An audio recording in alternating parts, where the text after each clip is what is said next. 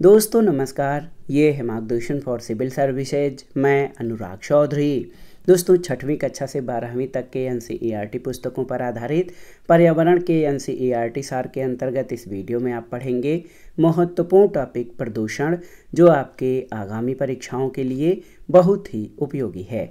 इस अध्याय में हम जिन टॉपिक्स को कवर करेंगे उसमें प्रदूषण के प्रकार, वायु प्रदूषण और इसके स्रोत, वायु प्रदूषण और उनके मानव जीवन पर पड़ने वाले प्रभाव, प्राथमिक और द्वितीयक वायु प्रदूषक, वायु प्रदूषण का नियंत्रण आदि है। तो आइए शुरू करते हैं।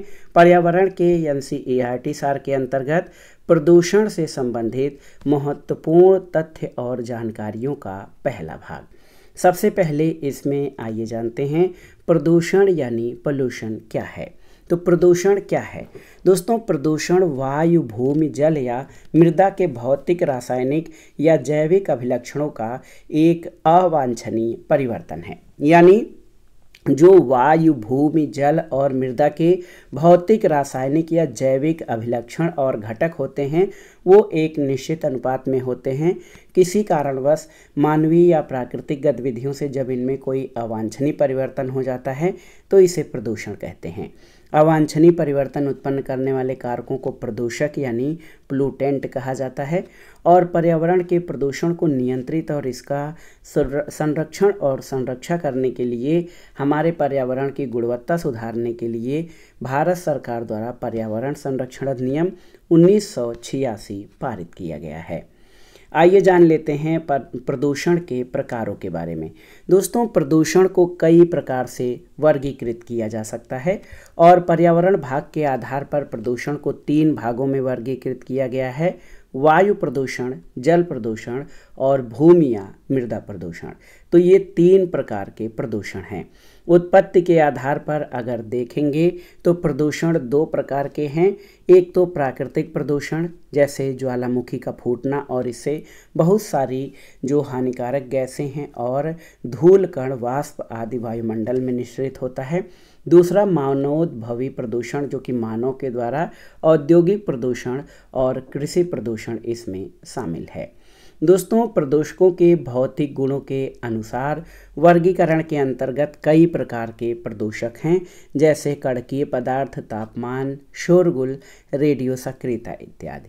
और इनका वर्गीकरण इस प्रकार किया जाता है: गैसीय प्रदूषण, धूल प्रदूषण, ताप प्रदूषण, ध्वनि प्रदूषण, रेडियो सक्रिय प्रदूषण।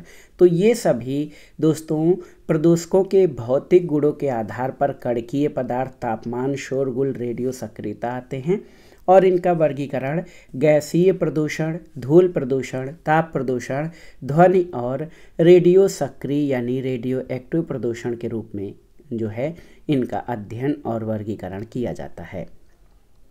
एक और प्रकार है पारिस्थितिकी तंत्र के अनुसार प्रदूषण किस तरह से होता है। तो 2 तरह का प्रदूषण है पारिस्थितिकी तंत्र के अनुसार। एक तो जैव निम्नीकरणीय रहित प्रदूषक और जैव निम्नीकरणीय प्रदूषक। जैव अनिम्नीकरणीय पदार्थ जैसे क्लोरीनित हाइड्रोकार्बन, कीटनाशक जैसे डाइक्लोरो डाइफिनाइल ट्राइक्लोरोएथेन या डीडीटी, बेंजीन हेक्साक्लोराइड या बीएचसी, बेकार प्लास्टिक की बोतलें, पॉलीथीन बैग, उपयोग किए हुए पेय पदार्थ के डिब्बे इत्यादि। इनका एक तो अपघटन नहीं होता है और या प्रकृति के अपघटकों के द्वारा अपघटन बहुत ही धीरे धीरे होता है, इसलिए इसको जैव अनिम्नीकरणीय प्रदूषक कहा जाता है। और इसका नियंत्रण करना बहुत कठिन है, क्योंकि ये जो भी प्रदूषक हैं जिनकी चर्चा हमने किया है, ये बायोडिग्रेडेबल नहीं हैं। ये प्रकृति में बहुत समय तक ऐसे पड़े रहते हैं और इसका निम्नीकरणीय नहीं होता है। ज़्यादातर ये देखा गया है कि इन पदार्थों के पारिस्थितिक तंत्र में मानवोद्भवी कारणों से जमा हो जाने के बाद उसे किसी उपचार से नियंत्रित नहीं किया जा सकता है। दूसरा प्रकार जैव निम्नकारीय प्रदूषक है, बायोडिग्रेडेबल पोल्यूटेंट्स, जैसे कि घर का कूड़ा, पशुओं के मल मूत्र, सीवेज इत्यादि। और दूसरी ओर अपघटकों के द्वारा इनका पूरी तरह अपघटन हो जाता है। इसलिए जैव निम्नकारीय प्रदूषकों को आसानी से प्राकृतिक तरीके से नियंत्रित किया जा सकता है या इंजीनियरिंग तरीके से कूड़ा उपचार संयंत्र के द्वारा इनको समाप्त या इनका जो है निम्नकारीय किया जा सकता है। और यदि सही तरीके से नियंत्रित कर लिया गया तो ये एक उपयोगी संसाधन साबित हो सकते हैं। तो ये तो था, पहले हमने प्रदूषण क्या है, उसके प्रकार क्या हैं, इसके बारे में जाना। इस वीडियो में हम मुख्य रूप से जिस प्रदूषण के बारे में चर्चा करेंगे वो है वायु प्रदूषण यानी एयर पोल्यूशन। वायु गुणवत्ता का अपघटन और प्राकृतिक वायुमंडलीय परिस्थिति से मिलकर वायु प्रदूषण होता है। दोस्तों, वायु में जो हमारी गैसें हैं उसमें गैसों का एक अनुपात होता है। वायु प्रदूषक गैस या कणकीय पदार्थ ये प्रदूषक होते हैं। हवा में तैरता हुआ एरोसोल जो कि ठोस और तरल से बना होता है, ये प्रदूषक के रूप में वायु प्रदूषण फैलाता है। वायुमंडलीय प्रदूषकों की जो सांद्रता है ये वायुमंडल में उत्सर्जित कुल द्रव्यमान पर निर्भर करती है और वायुमंडलीय परिस्थिति जो उनके भविष्य और यातायात को प्रभावित करती है। ज़्यादातर हवा जिसमें हम सांस लेते हैं वो ऑक्सीजन और नाइट्रोजन गैस होती है। लगभग 1% अन्य गैसें होती हैं जैसे कार्बन डाइऑक्साइड और जलवाष्प, और 1% एक छोटा हिस्सा कणकीय पदार्थ और गैसों सहित वायु प्रदूषक का हो सकता है। और दोस्तों, ये जो हमने शुरू में पढ़ा था कि वायु प्रदूषण या कोई भी प्रदूषण किस प्रकार से है, तो सभी चीज़ों का प्रकृति में जो चीज़ें पाई जाती हैं वो एक निश्चित अनुपात में, निश्चित मात्रा में पाई जाती हैं जो मानव स्वास्थ्य और प्राकृतिक जो स्थिति है उसके लिए अच्छी होती हैं। लेकिन इसमें जब कोई अवांछनीय परिवर्तन होता है जो जीवधारियों के लिए नुकसानदेह होता है तो वो प्रदूषण है। वायु प्रदूषण इस तरह से है कि वायु में गैसें भी एक निश्चित मात्रा में पाई जाती हैं लेकिन जब इनमें अवांछनीय या जो हानिकारक गैसें हैं उनकी मात्रा बढ़ जाती है तो वो मानव स्वास्थ्य और अन्य जीवधारियों के लिए खतरा पैदा करता है। आइए देखते हैं वायु प्रदूषण के स्रोत के बारे में। वायु प्रदूषण के जो प्राकृतिक स्रोत हैं उसमें परागकण, धूल और धुआं, वन अग्नि और ज्वालामुखी राख इनसे होते हैं जो कि वायुमंडल में उत्सर्जित होते हैं। मानवोद्भवी या एंथ्रोपोजेनिक जो पोल्यूशन है या मानव के द्वारा उत्पन्न वायु प्रदूषक ये वायुमंडल में अचल और सक्रिय स्रोतों से प्रवेश करता है। अचल स्रोतों में क्या चीज़ें हैं, तो अचल स्रोतों में बड़ी फैक्ट्रियां हैं, विद्युत शक्ति संयंत्र हैं, खनिजों के गलाने के संयंत्र और अनेक प्रकार के लघु उद्योग शामिल हैं। जबकि सक्रिय स्रोतों में यातायात, वाहनों का सड़क पर घूमना, रेल और हवा शामिल हैं। वायु प्रदूषकों को मोटे तौर से दो वर्गों में बांटा जा सकता है, प्राथमिक वायु प्रदूषक और द्वितीयक वायु प्रदूषक। प्राथमिक प्रदूषक वायुमंडल में अनेक स्रोतों के द्वारा सीधे प्रवेश करते हैं और द्वितीयक प्रदूषक प्राथमिक वायु प्रदूषकों और अन्य वायुमंडलीय अवयवों जैसे जलवाष्प के साथ आपस में रासायनिक प्रक्रिया होने के उपरांत मिलते हैं। और ये प्रक्रियाएं साधारण रूप से सूर्य के प्रकाश की उपस्थिति में होती हैं। तो प्रदूषक सामान्य रूप से दो प्रकार के प्राइमरी और सेकेंडरी वायु प्रदूषक हैं। प्राथमिक वायु प्रदूषक वायुमंडल में अनेक स्रोतों के द्वारा सीधे प्रवेश करते हैं जैसे कार्बन डाइऑक्साइड। लेकिन द्वितीयक वायु प्रदूषक जो हैं प्राथमिक वायु प्रदूषकों और अन्य वायुमंडलीय अवयवों जैसे जलवाष्प के आपस में रासायनिक प्रतिक्रिया होने के उपरांत उत्पन्न होते हैं। ये प्रतिक्रियाएं सूर्य के प्रकाश की उपस्थिति में होती हैं। आइए जानते हैं प्राथमिक वायु प्रदूषक और उनके प्रभाव के बारे में। दोस्तों, प्राथमिक वायु प्रदूषकों में सबसे महत्वपूर्ण क्या क्या चीज़ें हैं इनको देखते हैं। कणकीय पदार्थ यानी particles, sulphur dioxide, carbon monoxide, hydrocarbon और नाइट्रोजन ऑक्साइड, ये सभी प्राथमिक वायु प्रदूषकों में सबसे महत्वपूर्ण वायु प्रदूषक हैं।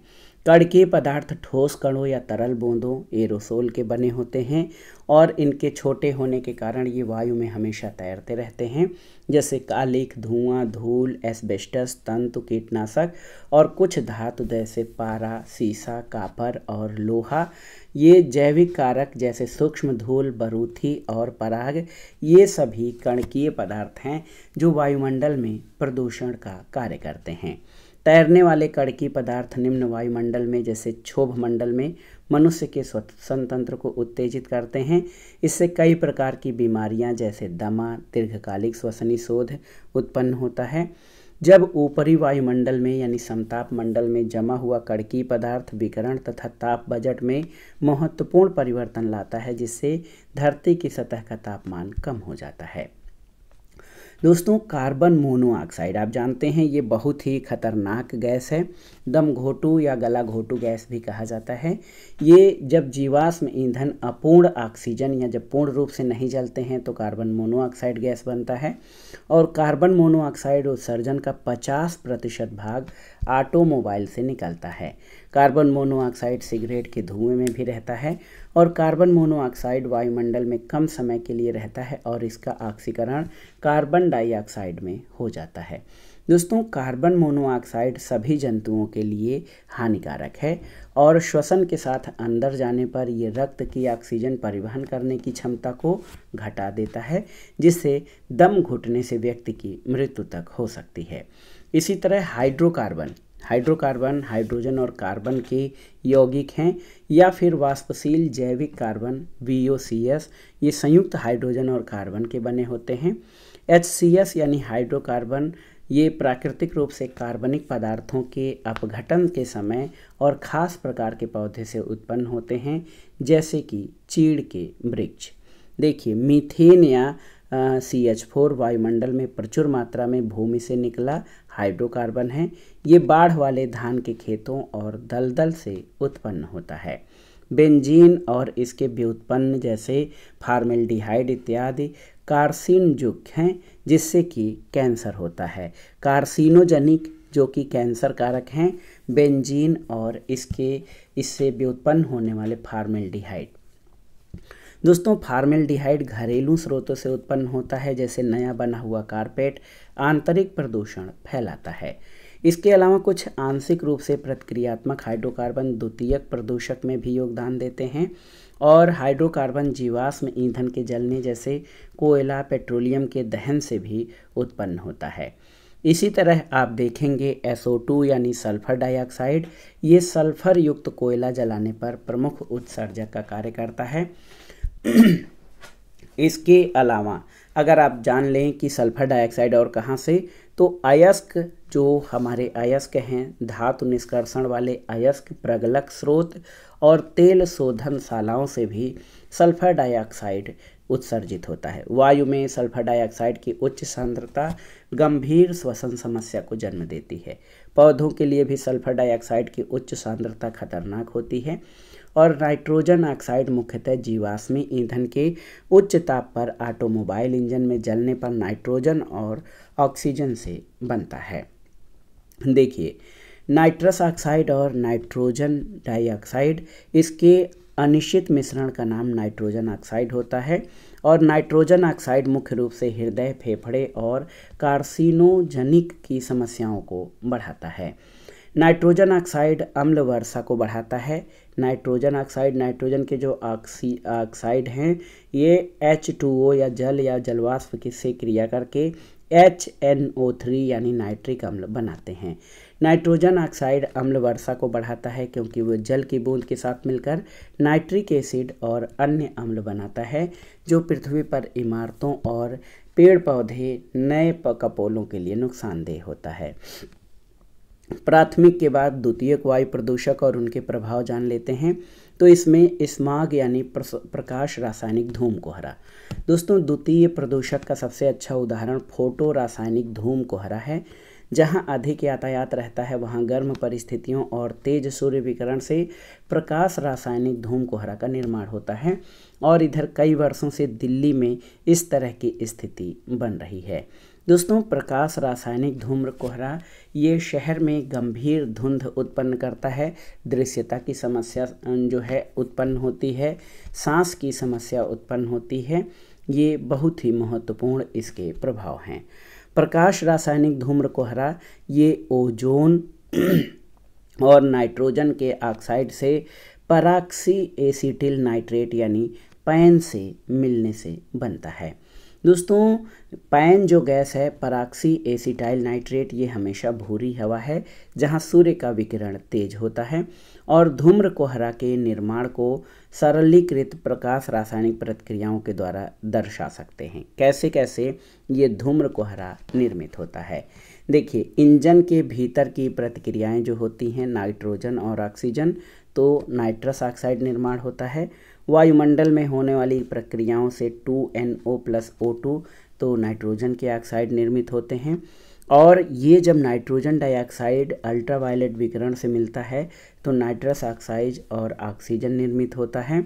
इसके अलावा ऑक्सीजन का एक परमाणु और दो परमाणु मिलकर त्रिपरमाणविक संरचना ओजोन का निर्माण करते हैं और नाइट्रस ऑक्साइड और ओजोन मिलकर नाइट्रोजन ऑक्साइड और ऑक्सीजन निर्मित करते हैं। और देखिए, hydrocarbon, nitrogen oxide, nitrous oxide और ऑक्सीजन मिलकर नाइट्रोजन के ऑक्साइड और पैराक्सी एसिटाइल नाइट्रेट का निर्माण करते हैं, जिससे कि वातावरण में धूम्र कोहरा उत्पन्न होता है। यहाँ पर आप देख सकते हैं मिल्कवीड, ये पैन यानी पराक्सी एसिटाइल नाइट्रेट जो कि प्रमुख द्वितीयक प्रदूषक या स्माग है, ये हल्के दोष में पौधा इस तरह का है, संयत दोष में और गंभीर दोष में ये विकृत हो गया है। दोस्तों, धूम्र कोहरा ओजोन और पौधे और जंतु के जीवन को नुकसान पहुंचाता है। पौधों में मुख्यतः ये पत्तों को नुकसान पहुंचाता है। ओजोन मनुष्यों में फेफड़े की बीमारी को बढ़ाता है और ओजोन एक प्रभावकारी ऑक्सीकारक के रूप में भी कार्य करता है। ये पुरानी इमारतों की सतह को संक्षारित कर देता है, संगमरमर की मूर्तियों का नुकसान करता है और सांस्कृतिक धरोहर का नुकसान करता है। पैन क्लोरोप्लास्ट का नुकसान करता है, जिससे प्रकाश संश्लेषण की क्षमता और पौधे का विकास कम हो जाता है।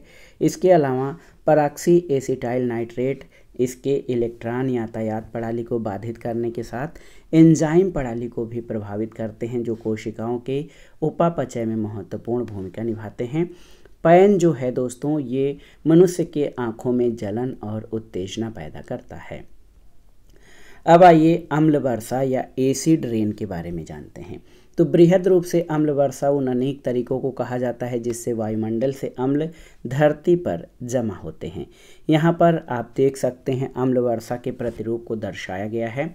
यहाँ पर आप देखिए कि कैसे जो हमारा वायुमंडल है, यहाँ पर जो हमारे उद्योग धंधे हैं, ज्वालामुखी है और कुछ पौधे हैं, इनसे जो खतरनाक गैस जैसे सल्फर डाइऑक्साइड और नाइट्रोजन के ऑक्साइड का निष्कर्षण होता है। ये वायुमंडल के जल और वाष्प से अभिक्रिया करके सल्फ्यूरिक अम्ल और नाइट्रिक एसिड का निर्माण करते हैं, जो कि झील और मिट्टी को अम्लीय बनाते हैं। और जो इमारतें हैं, आप देखिए इमारतें और पेड़ पौधे उनका क्षरण करते हैं।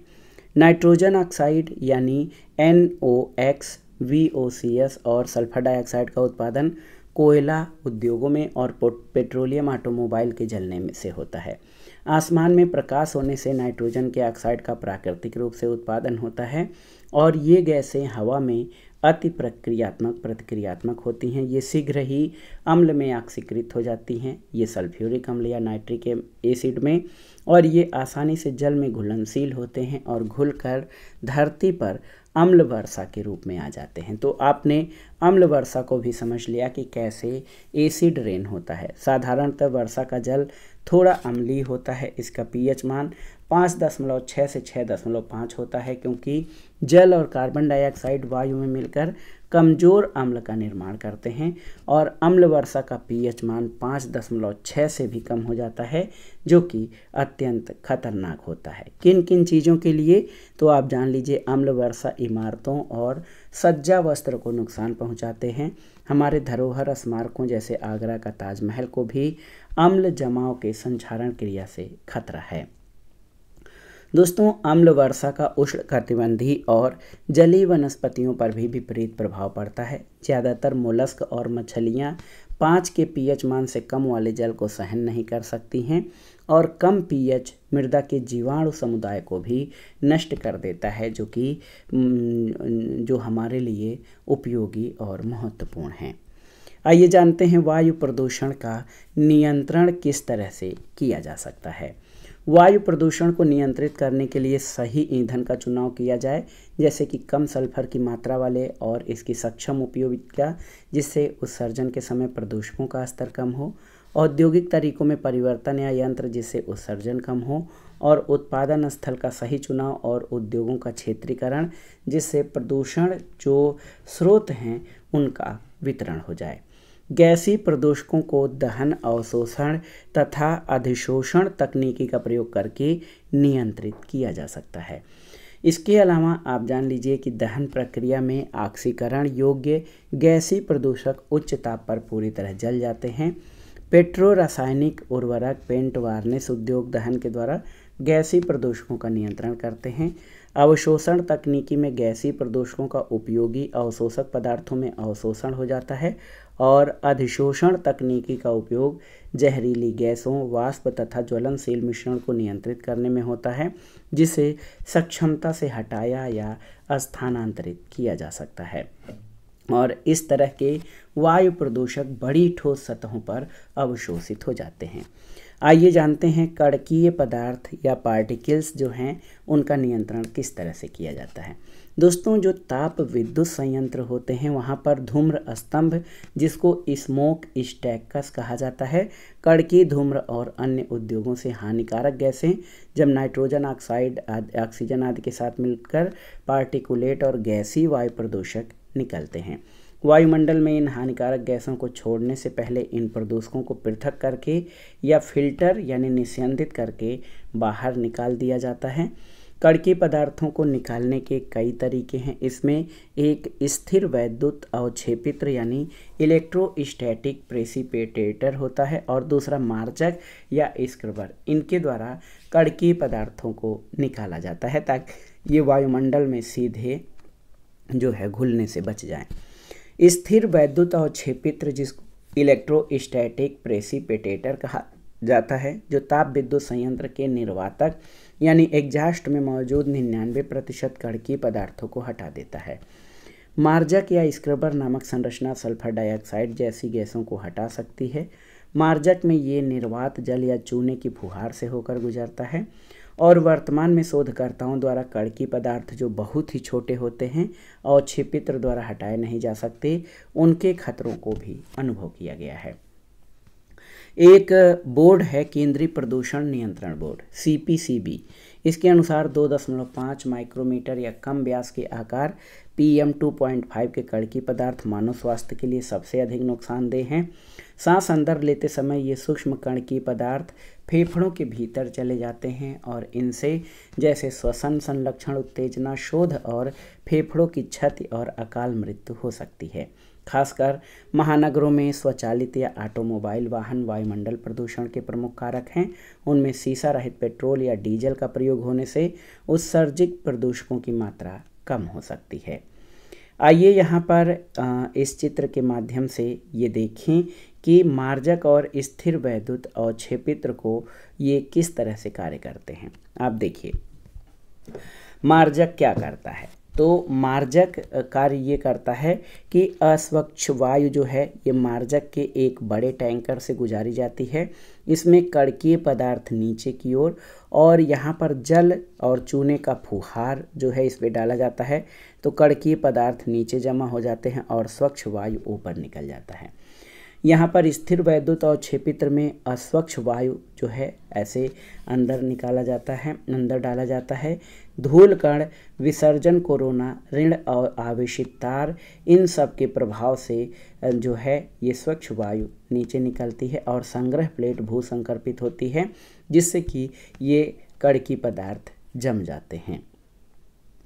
आइए देखते हैं, महत्वपूर्ण है कि उत्प्रेरक परिवर्तक या कैटालिटिक कन्वर्टर।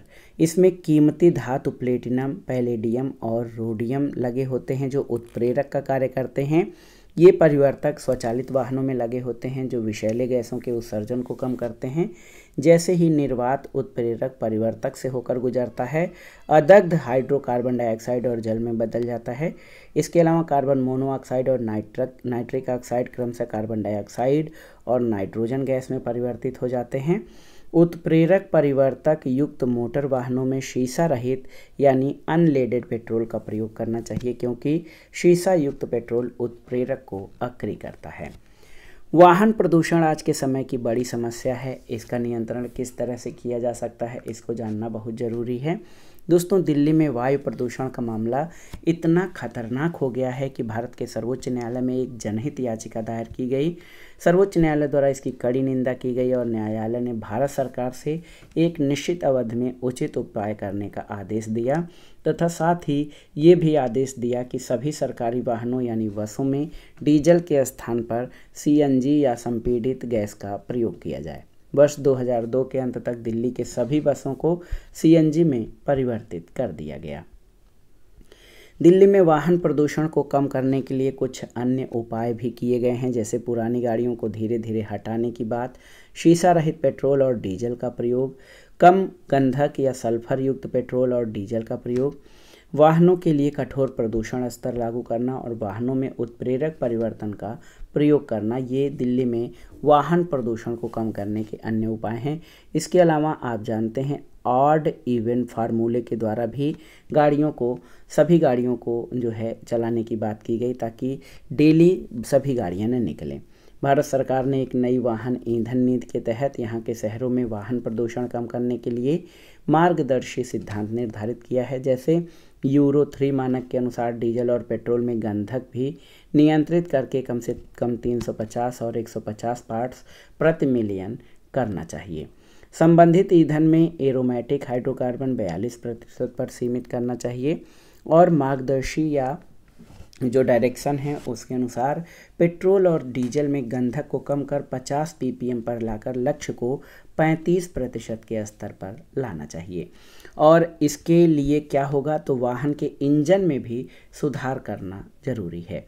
भारत में उत्सर्जन मानकों का नवीनतम विवरण दिया गया है। आप देखिए, 4 पहिया के लिए भारत स्टेज 4 अप्रैल 2017 से लागू है, 3 पहिया के लिए भारत स्टेज 4 अप्रैल 2017 से, 2 पहिया के लिए भारत स्टेज 4 अप्रैल 2017 से और 2 पहिया के लिए भारत स्टेज 6 अप्रैल 2020 से देश भर में लागू है। दिल्ली में किए गए इस प्रयास को धन्यवाद, जिसके कारण यहाँ की वायु की गुणवत्ता में काफ़ी सुधार हुआ है। दोस्तों, और भी एक महत्वपूर्ण तथ्य परीक्षा की दृष्टि से कि भारत में वायु प्रदूषण निरोध और नियंत्रण अधिनियम 1981 में लागू हुआ, लेकिन इसमें 1987 में संशोधन कर शोर यानी नॉइज को वायु प्रदूषण के रूप में शामिल किया गया है। तो याद रखिएगा, भारत में वायु प्रदूषण निरोध और नियंत्रण अधिनियम 1981 में लागू हुआ था। दोस्तों, ये था 6वीं कक्षा से लेकर 12वीं तक के एनसीईआरटी पुस्तकों पर आधारित पर्यावरण के एनसीईआरटी सार का अध्याय प्रदूषण। इसमें हमने प्रदूषण के प्रकार, वायु प्रदूषण और उनके स्रोत, वायु प्रदूषण और उनके प्रभाव, प्राथमिक और द्वितीयक प्रदूषक क्या हैं, वायु प्रदूषण का नियंत्रण कैसे किया जा सकता है, इन सभी टॉपिक्स के बारे में जाना। और ये वीडियो आगामी प्रतियोगी परीक्षाओं के पर्यावरण पारिस्थितिकी खंड और पर्यावरण विज्ञान तथा environmental science and environmental studies के लिए बहुत ही महत्वपूर्ण है। आप इसको अच्छे से तैयार कर लीजिएगा। वीडियो आपको कैसा लगा हमें कमेंट बॉक्स में ज़रूर बताइएगा। वीडियो को लाइक करें, शेयर करें और इस चैनल मार्गदर्शन फॉर सिविल सर्विसेज को सब्सक्राइब करें। वीडियो देखने के लिए धन्यवाद दोस्तों। नमस्कार।